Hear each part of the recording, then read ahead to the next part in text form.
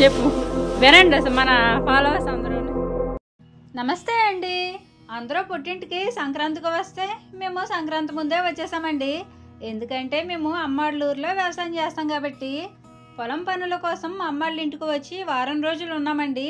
ఈ వారం రోజులు అమ్మాళ్ళ ఇంటి దగ్గర ఉండి ఏ ఏ పనులు చేసామో పార్ట్ 1, పార్ట్ 2, పార్ట్ 3గా 3 వీడియోస్ చేశానండి. ఫైనల్గా పార్ట్ 3లో కూడా ఏమేమి చేసామో ఈ వీడియోలో మీకు షేర్ చేస్తాను. తుఫాన్ టైంలో వర్షానికి తడిసిపోయిన ధాన్యం అంతా పార్ట్ 1లో చూపించాను కదండి. ఆ ధాన్యం అంతా బస్తాల్లో వేసి బస్తాలన్నీ ట్రాక్టర్ మీదకి లోడ్ వేసాము. ఇక్కడ కష్టం అంతా మా వారిదేనండి. ఆ టైంలో మాకు కూలీలు ఎవరో రాక మా నాన్న నేను బస్తాలు ఎత్తితే మా వారు మోసేశారు. ఇలా 50 బస్తాల వరకు ఒక్కరే లోడ్ చేశారు. అయినా మా వారికి బస్తాలు మోయడం పెద్ద కష్టమేమీ కాదులేండి. తను చేసే పని కూడా బస్తాలు మోసే కూలి పనేనండి. అలాంటి బస్తాలు రోజులో 2000 బస్తాల కంటే ఎక్కువే మోస్తుంటారు. అంటే మా వారు కోరమండల్ ఫ్యాక్టరీలో ఎరువు బస్తాలు మోసే పనండి. గ్రోమర్ లాంటి ఎరువు బస్తాల్ని గూడ్స్ ట్రైన్కి లోడ్ వేస్తూ ఉంటారు. అక్కడ ట్రైన్కి వేసే లోడ్ని ఇక్కడ ట్రాక్టర్కి వేశారనమాట.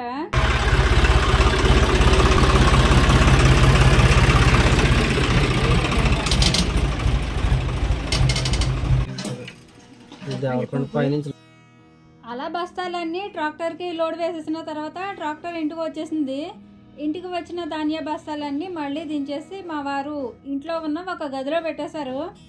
అమ్మాళ్ళూరులో వ్యవసాయం స్టార్ట్ చేసిన తర్వాత మా ఇంటి దగ్గర ఉన్న అమ్మాళ్ళ ఇంటికి వచ్చిన మా వారికి అయితే రెస్ట్ లేకుండా అయిపోయిందండి. ఇక్కడికి వస్తే ఎన్ని రోజులు ఉంటే అన్ని రోజులు పొలం పనులే సరిపోతాయి. ఏ పని చేయాలన్నా ఫస్ట్ మనకి ఇంట్రెస్ట్ ఉండాలి. అలా నాకు మా వారికి ఉండడం మాత్రమే కాకుండా మా నాన్నకి కూడా వ్యవసాయం అంటే ఇష్టం ఉన్నందువల్లే మేము ఎంత దూరం వచ్చి వ్యవసాయం చేయగలుగుతున్నామండి.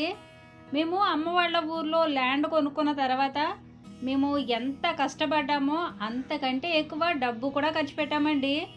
ఆ డబ్బుతో అయితే మేము ఒక మంచి ఇల్లు కూడా కట్టుకోవచ్చు. కానీ ప్రస్తుతానికి ఏదో ఒక ఇల్లు అంటూ ఉంది కదా అని వ్యవసాయం చేస్తున్నాము. ఇలా మేము 3 సంవత్సరాల నుండి వ్యవసాయం చేస్తున్నామండి. ఈ 3 సంవత్సరాల్లో ఈ సంవత్సరమే కొంచెం నష్టాన్ని లాభాన్ని రెండింటిని బ్యాలెన్స్ చేయగలిగాము. ఈ సంవత్సరం వరి అయితే నష్టం లేదండి. కానీ మా వారు డ్యూటీలు మానేసి 70 కిలోమీటర్లు వచ్చి వ్యవసాయం చేస్తున్నందుకైతే ఒక రకంగా నష్టమేనండి. ఎందుకంటే ఇప్పుడు మేము పండించుకున్న పంట 13 క్వింటాలండి. ఈ 13 క్వింటాల ధాన్యాన్ని మా వారు 2 వారాలు డ్యూటీకి వెళ్తే ఆ డబ్బులతో ధాన్యాన్ని కొనేసుకోవచ్చు. కాకపోతే సొంతంగా పండించుకున్న ధాన్యం కాబట్టి ఎరువులు తక్కువగా వాడి పండించుకున్నాము. ఇంకొకటి ఏంటంటే ఉన్న భూమి ఖాళీగా ఉంచడం ఎందుకనే ఉద్దేశంతో కూడా వ్యవసాయం చేస్తున్నామండి. చాలామంది అనుకుంటారు సొంతంగా ల్యాండ్ ఉంది కదా మీకేంటి అన్నట్టుగా మాట్లాడతారు. ల్యాండ్ ఉన్నంత మాత్రాన అన్నీ ఉన్నట్టు కాదండి. మనం ఉండే ప్లేస్ని బట్టి ల్యాండ్కి వాల్యూ ఉంటుంది. అమ్మాళ్ళూరులో ల్యాండ్కి వాల్యూ ఉండదండి. ఒకవేళ మనం పండించినా పండించకపోయినా కౌలుకి ఇచ్చుకున్న ఎకరానికి 1000-2000 కంటే ఎక్కువ ఇవ్వరండి. ఎందుకంటే పల్లెటూర్లలో మ్యాక్సిమం అందరికీ పొలాలు ఉంటాయి. పైగా మేము కొనుక్కున్న ల్యాండ్ రాతి నేలండి. ఇందులో జీడి మామిడి తప్ప అన్ని రకాలు పండించడం కష్టమే. మేము వరి పంట వేసింది మాత్రం మా పొలంలో కాదండి, మా తాతయ్య వాళ్ళ పొలంలో వేసాము. ఇక వ్యవసాయానికి పెట్టిన పెట్టుబడి తిరిగి వస్తుందన్న నమ్మకం కూడా ఉండదండి. ఎందుకంటే వ్యవసాయం అంతా ప్రకృతి మీదే ఆధారపడి ఉంటుంది. సకాలంలో వర్షాలు పడి వాతావరణం అనుకూలంగా ఉంటే కష్టానికి తగ్గ ప్రతిఫలం దక్కుతుంది. అలా కాకుండా అకాల వర్షాలు వచ్చినా సకాలంలో వర్షాలు రాకపోయినా చేసిన కష్టంతో పాటు ఖర్చు పెట్టిన డబ్బు కూడా పోయి నష్టం మాత్రమే మిగులుతుంది. ఓకేనండి, ప్రీవియస్ వీడియోలో గదికి సున్నం వేశాను కదండి, ఆ గది ఈ గదేనండి. ధాన్యం ఇంటికి రాకముందే గదికి సున్నం వేసేసి రెడీగా ఉంచాను. నేను ఉన్న వారం రోజులు మొత్తం 4 గదులకి సున్నం వేశానండి. ఇంటి ముందు ఇంటి వెనక అమ్మ వాళ్ళని వేసుకోమన్నాను. ఎందుకంటే అప్పటికి మేము వచ్చిన పని అయిపోయింది. ఫైనల్గా పొలంలో నుండి ధాన్యాన్ని ఇంటికి తెచ్చేసాము. ఇలా ధాన్యం ఇంటికి తెచ్చేసిన తర్వాత మినుములు పెసలు కూడా బాగు చేసి అవి కూడా ఇంటికి తెచ్చేసామండి. ప్రీవియస్ వీడియోలో మినుములు పెసలు జల్లించాం కదండి, అవే మళ్ళీ శుభ్రంగా గింజలు మాత్రమే వచ్చేలా బాగు చేసాము.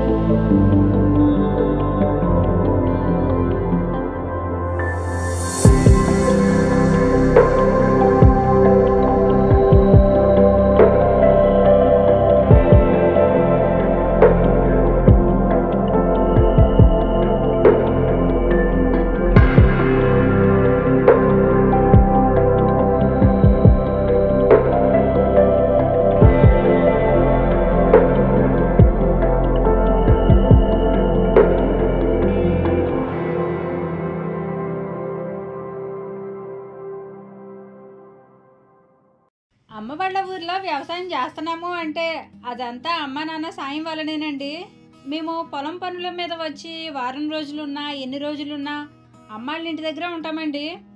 ఒకవేళ ఇక్కడ అమ్మాళ్ళు లేకపోతే ఈ ఊర్లో మేము ల్యాండే కొనుక్కునే వాళ్ళం కాదండి. ఆర్థికంగా మాకు అమ్మ నాన్న సాయం చేసే అంత ఓపిక లేకపోయినా వ్యవసాయ పరంగా అయితే చాలా హెల్ప్ చేస్తారండి. వ్యవసాయానికి కావాల్సిన పెట్టుబడి అంతా మేమే పెట్టుకున్నా, విత్తనం నాటిన దగ్గర నుండి పంట చేతికి వచ్చేంత వరకు అన్నీ నానే చూసుకుంటారండి. పొలంలో చేయాల్సిన పనులు ఎక్కువ ఉన్నప్పుడు మాత్రం మేము కూడా వస్తాము. ఏ పనైనా కుటుంబంలో అందరూ కలిసిమెలిసి చేసుకుంటే ఆర్థికంగా ప్రతి కుటుంబం సంతోషంగానే ఉంటుంది. ఇంట్లో ఒక్కరికే చేయాలని ఉండి మిగతా వారికి లేకపోయినా ముందుకు వెళ్ళడం కష్టంగానే ఉంటుంది. భగవంతుని దయ వల్ల మా ఇంట్లో అందరం ఒకే మాట మీద ఉంటామండి. చేలో పని ఉందంటే అందరం కలిసికట్టుగానే చేసుకుంటాము. మా వారు మా నాన్న అయితే మా అమ్మ అల్లుళ్ళలా కాకుండా తండ్రి కొడుకుల్లా ఉంటారండి. చేలో పని ఉందంటే వీళ్ళిద్దరికి ఆకలి కూడా తెలియదండి, అంతలా కష్టపడతారు. మామగారికి దగ్గ అల్లుడు, అల్లుడికి దగ్గ మామగారు అనమాట. ఇక నాన్న వాళ్ళకి డబ్బుల విషయంలో ఏదైనా అవసరం వచ్చినా మేమే చూసుకుంటామండి. ఈ చేలో బోరు కొట్టించామండి. ఆ బోరు వేయించిన దగ్గర నుండి చేలో కూరగాయలు పళ్ళు వేసుకొని అమ్మ నాన్న పండించుకుంటారు. అవే వెళ్ళేటప్పుడు ఇంటికి పట్టుకొని వెళ్తాను. చేలో చిన్న తాటాకుల పాక కట్టుకున్నామండి. పాక చుట్టూ కూరగాయల మొక్కలు పండ్ల మొక్కలు ఉంటాయి. ఇలా పండించుకున్నవన్నీ అమ్మ వాళ్ళు షాప్లో అమ్ముకుంటారు. ఇక్కడ మేము బోర్ వేయించక ముందు ఒక మొక్కని బ్రతికించాలంటే చాలా కష్టంగా ఉండేది. ఇంటి దగ్గర నుండి నీళ్లు చేలోకి మోసుకుని వచ్చి మొక్కలకి నీళ్లు పోసేవాళ్ళం. ఇప్పుడు స్విచ్ చేస్తే సింపుల్గా నీళ్ళు వచ్చేస్తున్నాయి. ఇక ఇక్కడికి వస్తే అస్సలు టైం వేస్ట్ చేసుకోమండి. ఎంత తొందరగా పని అయిపోతే అంత తొందరగా ఇంటికి వెళ్ళిపోవాలనుకుంటాం. ఎందుకంటే ప్రస్తుతానికి మేము రెస్ట్ తీసుకోవాల్సిన టైం ఇంకా చాలా ఉందండి. ఆ టైం వచ్చేంత వరకు టైం వెనకాల పరిగెత్తాల్సిందే. సాయంత్రానికి మినుములు బాగు చేస్తామండి. పెసలు మాడబడుచు వరకు మాత్రమే బాగు చేసాము. మిగిలినవి నాన్న వాళ్ళని చేసామని చెప్పాము. ఎందుకంటే అప్పటికే మేము వచ్చి 5 రోజులు అయిపోయింది. ఇంటికి వెళ్ళిపోదామని కొన్ని కూరగాయలు కూడా కోసుకున్నాము. వరి చేను లాస్ లేదు, కానీ మినుములు పెసలు అయితే లాసేనండి. కనీసం 2 కలిపి 2 క్వింటాలు కూడా రాలేదు. మినుములు పెసలు కలిపి 4-5 క్వింటాలైనా వస్తాయి అనుకుంటే కనీసం ఒక్కొక్క క్వింటా కూడా రాలేదండి. కానీ అవైనా వచ్చినందుకు సంతోషంగానే ఉందిలేండి. సంక్రాంతికి సున్నుండలు పెసరట్లు వేసేసుకొని పిండి వంటలు చేసేసుకోవచ్చు. అయితే ఇప్పుడు మా ఇంటికి మాడపడుచుకి మాత్రమే మినుములు పెసలు పట్టుకు వెళ్తున్నానండి. ఎందుకంటే తను సంక్రాంతికి మా ఇంటికి వస్తుంది కాబట్టి వెళ్ళేటప్పుడు పట్టుకు వెళ్ళిపోతుంది. ఇలా పండిన పంట అంతా ఇంటి దగ్గర జాగ్రత్త చేసేసుకొని ఆ రోజు నైటు 6 గంటలకి తిరిగి మళ్ళీ మా ఇంటికి బయలుదేరామండి. బయలుదేరే ముందు మా అమ్మ ఏవో డిమాండ్స్ చేస్తుంది, మీరు కూడా వినండి. అంటే మేమున్న వారం రోజులు నాన్న షాప్లో చేయాల్సిన పనులన్నీ మానేసి మాకు సాయం చేశారు కదండి. అందుకని ఆ వారం రోజులు కూలీ డబ్బులు ఇచ్చేయమని మా అమ్మ డిమాండ్స్ చేస్తుంది అనమాట. కూలి ఇచ్చేయండి, మీరు మినువులు ఇవ్వండి, ఏం చేయండి అంటే 1000 రూపాయలు ఇవ్వండి, ఇద్దరికి ఎవరిని పెట్టండి, సీట్ కట్టాలి. మీరు కూలోళ్ళు బట్టలు కొని తెచ్చింది ఎందుకంటే మరి రైతులు పెట్టరా, ఎన్ని అడుగుతారా ఏంటి రైతులకి పెట్టరా?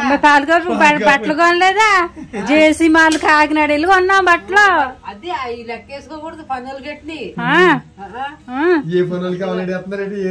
ఇప్పుడు మీకు ఎంత కావాలా? మినువులు ఎంత కావాలి, పెసలు ఎంత కావాలి చెప్పండి. ఇదిగోండి మా అమ్మ దౌర్జన్యం విన్నారా? మీరేమో ఇంకో మీ అబ్బా మీది ఎంత అదృష్టం సుమా, మీ అమ్మ నాన్న అంటున్నారు. చెప్పండి ఎలా అడుగుతున్నారు, అడగండి, గట్టిగా అడగండి. ఏంటి మేము ఎంత పని చేస్తున్నామండి అని చెప్తాను. చెప్పు, వినండి. మన ఫాలోవర్స్ అందరూ, మన ఫ్యామిలీ మెంబర్స్ అందరూ మిరగాయలు ఆడుకోవడం కానీ మానేస్తున్నామండి. వంకాయలు బోరు పెట్టించి ఇచ్చామండి. ఏం పట్టించుకోవట్లేదు. వంకాయలు పచ్చిమిర్చి మొత్తం షాప్ లో, మీకు షాప్ లో కూడా చూపిస్తాను. అప్పుడప్పుడు వచ్చి ఇగో ఇవి పట్టుకెళ్తాం. అయ్యే కొన్ని మిరకాయలు కొన్ని వంకాయలు పట్టుకెళ్తాం, చూపెడతాను. షాప్ లో ఎన్ని అమ్ముకుంటున్నారు ఇవి పెడతాను. అమ్మయ్య అయ్యి అమ్మేసుకున్నారులే ఇందులోని. పచ్చిమిర్చి ఏయి లేవు, వంకాయలు అమ్మేసుకున్నారా? అయ్యే ఇక్కడ చూపించు.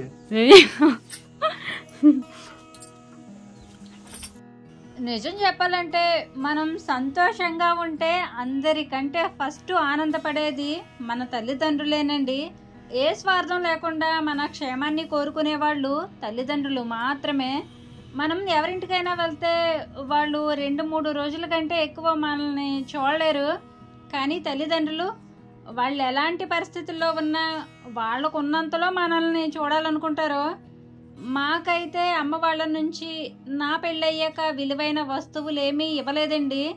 ఎప్పుడూ డబ్బు సాయం కూడా చేయలేదు, మేము అడగలేదు. కానీ అంతకంటే ఎక్కువే నాకు అండగా నిలిచారు. వాళ్ళ దయ వల్లే మేము ఇక్కడ వ్యవసాయం చేయగలుగుతున్నామండి. అమ్మ నాన్న సాయంతో పాటు మా వారుకున్న ఓర్పు సహనం వల్ల కూడా అంత దూరం ఎప్పుడు వెళ్ళాలంటే అప్పుడు వెళ్ళడం, ఏ టైం అయినా మళ్ళీ ఇంటికి రావడం, తెల్లారితే మళ్ళీ పనికి పోవడం జరుగుతుంది. ఇలా పొలం పనులన్నీ చక్కబెట్టేసుకొని ఇంటికి వచ్చేసామండి. ఇంటికి వచ్చేసరికి నైట్ 9 అయింది. ఓకేనండి, 70 కిలోమీటర్లు వెళ్ళి వ్యవసాయం చేస్తున్న మా జీవన విధానంపై మీ అభిప్రాయం ఏమిటో కామెంట్ చేసి, మీకు ఈ వీడియో నచ్చితే తప్పకుండా లైక్ చేయండి. మరో మంచి వీడియోతో మళ్ళీ వస్తాను. ఉంటానండి. నమస్తే.